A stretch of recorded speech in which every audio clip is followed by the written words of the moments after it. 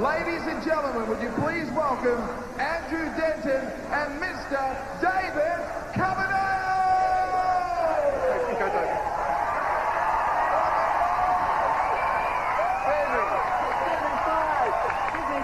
Let's go, let's do it.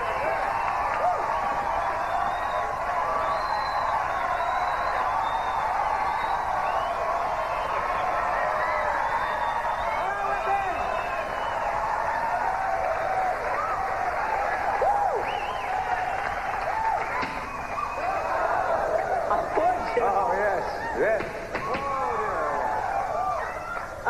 My God, they got the president. Quick run. Yes, tap into Australia. Yes, tap rock and roll. Rock and roll to you. Actually, does Spinal Tap give you the total screaming shits?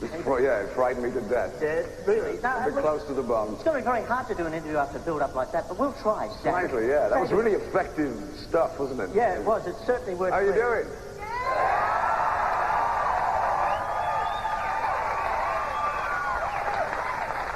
All right, we're going to start now with a little question I call the early roots question. David, actually rock and roll, heavy rock, never seems to die. I mean, they throw rap at it, they throw disco at it, they throw grunge at it, but it never dies. Why? It's good therapy, good release for people. You know, nice sweaty music. Yeah, and sex, too. Sex is the big And you guys aren't exactly the quietest crowd in the world, are you? Yeah. No, we're not. A bit of rock and roll for Australia ain't too shabby. Yeah. Actually, this is... Before you joined Deep Purple, you were playing to crowds for a couple of hundred, and then your first gig with Deep Purple was 20,000. What was that like? That was pretty scary, but we had fun, you know. Did it freak you out? Screaming and shouting, you get away with it. Yeah, but that's the thing, the heavy rock voice. When did you first discover that? Is cock rock the right term? Cock rock's pretty close, yeah. Pretty close.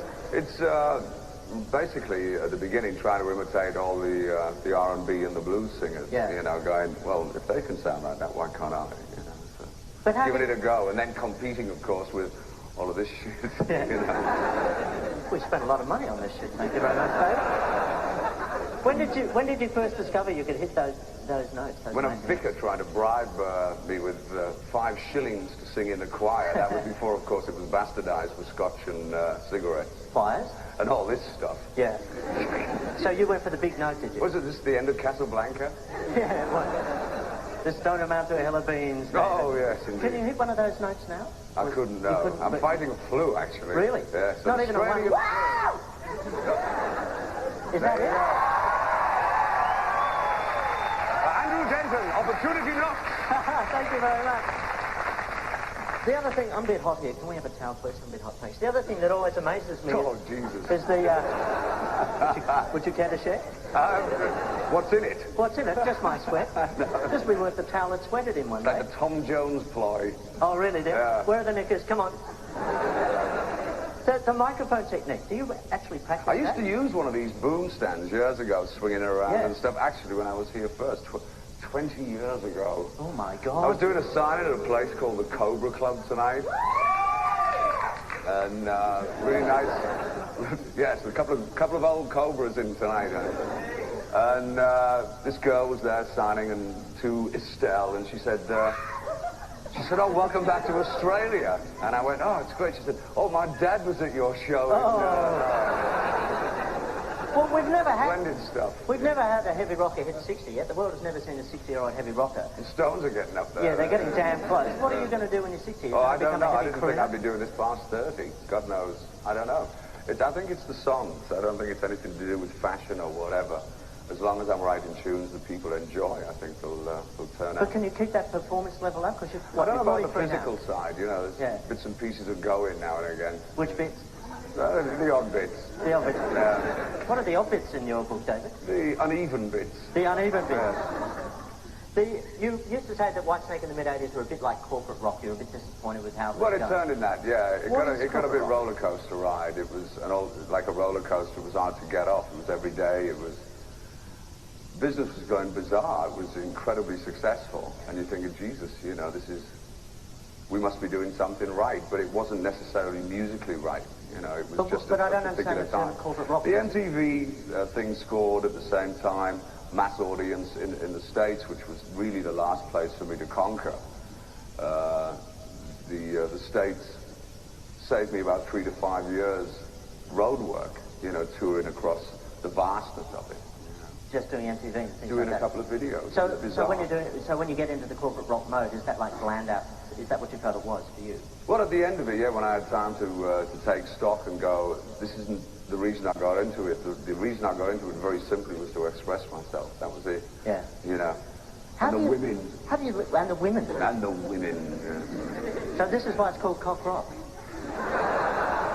That's a cucumber stuff, isn't it? It's a did you ever No, I didn't. to rock on enhancement? No, visible aids. No visible aids at all. No. What about a bad hair day for David Coverdale? Do you this morning coming from Brisbane. No, that's I saw the front page with that Ansett Airlines. You know, yes, that's a bit unfortunate. Nosedive, that's the worst cloak habit I've ever the seen blue on that bottle. plane. I know. It was like big lines down there. Yeah, it was terrible. So, but your hair would move. I mean, no, it didn't this morning. No, really? All the other bits did. That didn't. It just stayed there. That's very sad to hear. So, David, why did you choose Whitesnake as a name? Because, you know, there's... Cock rock. Is that what it means? Whitesnake is a euphemism for... Mammary gland. Yes. I said, sorry, it's a euphemism for... What the hell is up there? The LA Lakers, you know. It's a euphemism for... Nice to meet you. I'll get this question out of it. It's a euphemism for penis? Easy for you to say. It is. But you could, I mean, there are other names, aren't there? There's a Pale Nazarene, there's that's a good name. Butthole surface, yes. Butthole surface, day-glow abortions. Why didn't you go for an agrosome? Day-glow abortion? You've never heard of the day... I'd never sleep at night. But why Whitesnake? It was a song I wrote when I was with Deep Purple, and fortunately we didn't record it, and I did a solo album called David Coverdale's Whitesnake.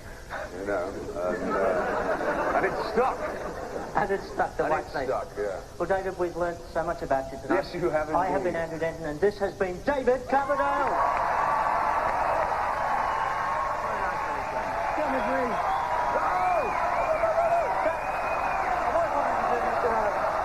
It fucking suits you, isn't it? Yeah.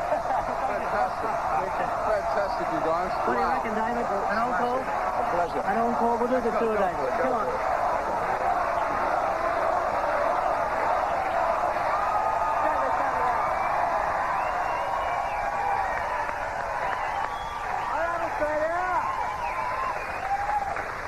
This is a little question David and I wrote in a hotel in Pensacola once when we were holed up for a while. It's called, what are the tour dates? You ready, Dave? Yeah, we got 2, 3, 4 days. What are the tour dates? tomorrow night we play the good town of Sydney, and then we're in Melbourne, and then we're in Adelaide, and then I'm off to Fiji. God bless your hearts, and thank you for your hospitality. Denton!